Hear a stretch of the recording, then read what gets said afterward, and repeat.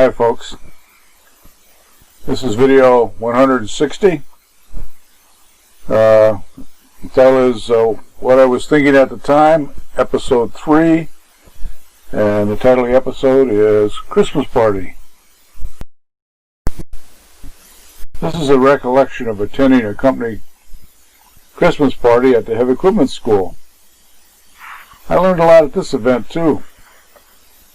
If you have followed my random stories, you know that Jay was Governor Scranton's top aide.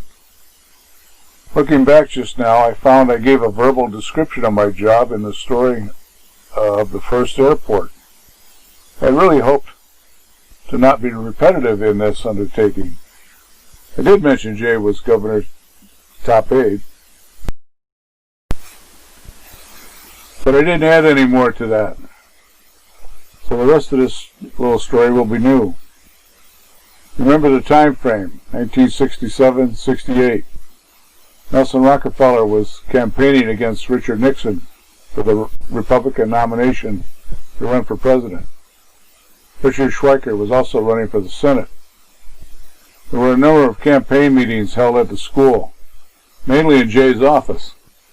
He had the first speakerphone I ever saw. Some people were on the phone, others came to the meeting. My job was to meet the VIPs and show them to Jay's office. I also filled the coffee pot. Sometimes I was asked to take notes. I met some heavy hitters of the time. I don't remember names now. It's been too long. There were big money guys from Wall Street and other politicians. Since they don't teach history any longer, guess what? Nixon got the Republican nod for president, and Schweiker eventually became a senator. Planning consisted of what states and cities to visit, what the platform planks would be. Travel arrangements were made. A lot was covered in those meetings. They weren't really confidential for us. So Jay's door would be opened and my desk was only 6 feet away. I got to see behind the scenes of a presidential campaign. Once Nixon got the nod, everything shifted to him, even though they weren't too fond of him. At least that was my impression. After Nixon was elected, he requested Governor Scranton to go on a fact-finding trip and meet with all the U.S. allies. Jay was also an Air Force Reserve fighter pilot. He was tasked with making all the governor's travel arrangements. He was traveling 3 days ahead of the governor. He got around thanks to President de Gaulle. He loaned Jay a French fighter to fly around Europe to make the arrangements. I was handling the business and Jay called about every other day.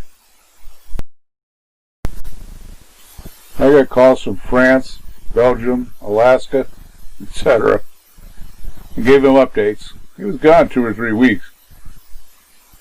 Now you know why I get focused on politics.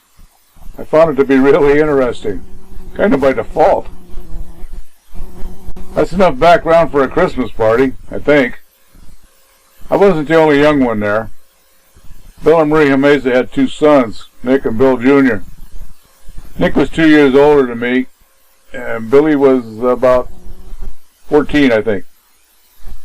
We got to be good friends, and I saw them almost every day. They lived just across Interstate 81. The governor and Mrs. Scranton came to the Christmas party. That's the first time I talked with the governor, but also the first time I talked with Mrs. Scranton in person. We talked on the phone a few times. There were unforeseen times when the governor was out of the area with car and driver. There were 4 or 5 times I was delegated to pick up the kids at school and bring them home. They always wanted to be let out at the kitchen door. Marworth was built with stone, but in the colonial style of the house in front and the kitchen attached to the rear. I haven't been there in years. It was Mrs. Scranton's idea to turn it into a drug rehab center. They built a smaller house in the vicinity. If I recall correctly, Marworth was derived from Mrs. Scranton's maiden name, Mary Worthington. Being a rather sheltered country kid growing up in the suburbs of Fleetville, they had some items at the party I had never seen before. Mainly shrimp cocktail. There was a huge bowl with a container of sauce in the middle and ice all around.